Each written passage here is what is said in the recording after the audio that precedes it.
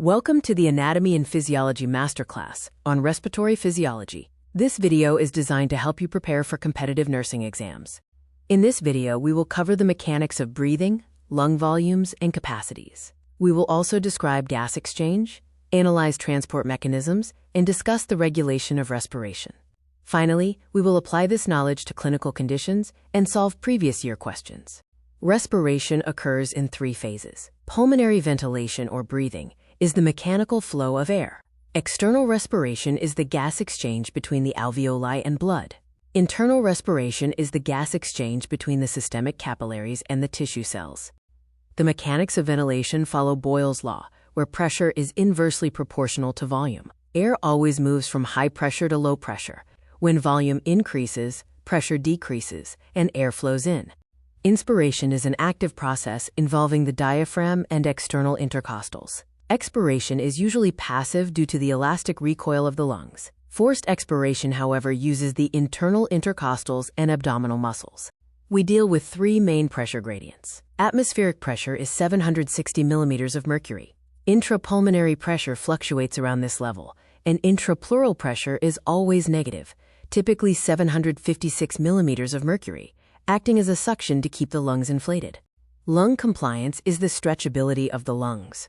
High compliance is seen in emphysema, while low compliance occurs in fibrosis. Surfactant, secreted by type 2 alveolar cells, reduces surface tension and prevents alveolar collapse.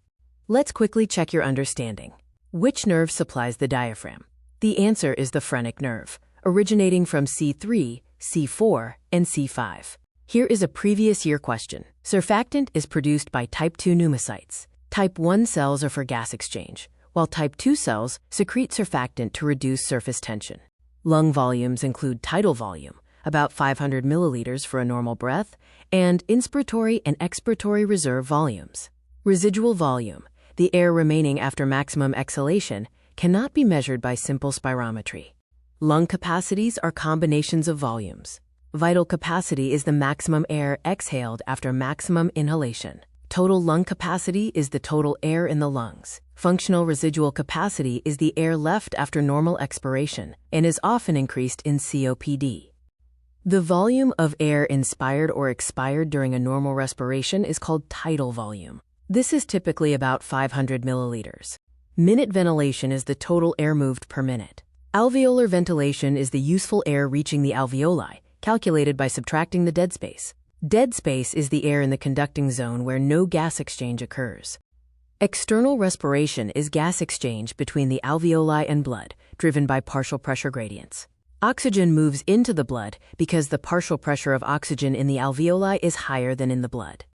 The respiratory membrane is the barrier gases must cross, about 0.5 microns thick. Its layers include the alveolar epithelium and the capillary endothelium. Factors like thickness, such as an edema or surface area, reduced in emphysema, affect diffusion. The V/Q ratio compares ventilation to perfusion, with a normal ratio of 0.8. A V/Q mismatch is the leading cause of hypoxemia. A low V/Q or shunt means no air but blood flow, while a high VQ or dead space means air but no blood flow. Oxygen is transported in two forms. The vast majority, 98.5%, is bound to hemoglobin as oxyhemoglobin. The remaining 1.5% is dissolved in plasma, which determines the PaO2 measured in ABGs. The oxyhemoglobin dissociation curve shows the relationship between PaO2 and O2 saturation. A right shift means oxygen is released to tissues caused by acidosis or fever. A left shift means oxygen is held tightly, caused by alkalosis or hypothermia. Carbon dioxide is primarily transported as bicarbonate ion, accounting for 70%. 23% is carried as carbaminohemoglobin, and 7% is dissolved in plasma. The majority of carbon dioxide is transported in the blood as bicarbonate ions. Approximately 70% of CO2 is converted to bicarbonate ions within red blood cells and transported in the plasma. What causes the oxyhemoglobin curve to shift to the right? It shifts right in conditions where tissues need oxygen, such as acidosis, fever, and high CO2. The neural regulation of respiration involves the brainstem. The medulla oblongata houses the DRG, which sets the basic rhythm, and the VRG for forced expiration. The pons contains the pneumotaxic center, which limits inspiration, and the apneustic center, which prolongs it. Chemical regulation involves chemoreceptors. Central chemoreceptors in the medulla are sensitive to H+ ions from CO2 and are the primary drive in healthy people. Peripheral chemoreceptors are sensitive to low O2 and activate when PaO2 drops below 60 millimeters of mercury. In COPD patients who are chronic CO2 retainers, the body switches to the hypoxic drive, using low O2 as the primary stimulus. Giving high-flow oxygen can remove this drive, causing CO2 narcosis. The target SpO2 for COPD patients is 88 to 92%. The strongest stimulus for breathing in a healthy individual is increased carbon dioxide. This is detected by the central chemoreceptors. The respiratory center that controls the basic rhythm of respiration is located in the medulla oblongata, specifically the dorsal respiratory group. Respiratory function is integral to maintaining the body's acid-base balance, primarily by regulating carbon dioxide levels, which directly affect blood pH. There are different types of hypoxia. Hypoxic hypoxia involves low O2 in arterial blood. Anemic hypoxia results from low hemoglobin. Stagnant hypoxia is due to poor blood flow. Histotoxic hypoxia occurs when cells cannot use O2. Carbon monoxide poisoning leads to anemic hypoxia because carbon monoxide binds strongly to hemoglobin, reducing its oxygen-carrying capacity. In a COPD case study, a patient relies on the hypoxic drive.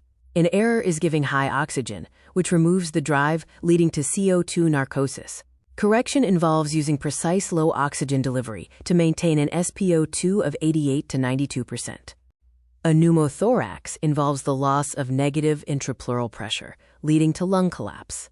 In a tension pneumothorax, pressure builds up, pushing the heart. Treatment is needle decompression followed by a chest tube to restore negative pressure. The primary function of the intrapleural fluid is to reduce friction between the pleurae as the lungs expand and contract. For ineffective airway clearance, interventions are aimed at addressing obstruction and thick secretions. These include hydration to liquefy secretions, high Fowler's position, and chest physiotherapy to loosen mucus. For impaired gas exchange, the physiological basis is VQ mismatch, or membrane damage. Interventions include oxygen administration, deep breathing exercises, and pursed lip breathing for COPD patients to prevent alveolar collapse. Pursed lip breathing in COPD patients helps to prevent bronchial collapse and air trapping by creating back pressure during expiration. Key physiology points include the tidal volume of 500 milliliters, the fact that residual volume cannot be measured by spirometry, and that negative intrapleural pressure prevents lung collapse. High CO2 is the primary breathing stimulus. Important clinical points include that a right shift of the oxyhemoglobin curve releases O2. Low O2 is the hypoxic drive for COPD patients. Restlessness is the earliest sign of hypoxia, while cyanosis is a late sign. In summary, respiratory physiology covers ventilation, gas exchange, and transport, tightly regulated by CO2 levels. Understanding these mechanisms helps nurses interpret blood gas results and provide appropriate interventions. Thank you for watching this video. Best of luck with your exam preparations.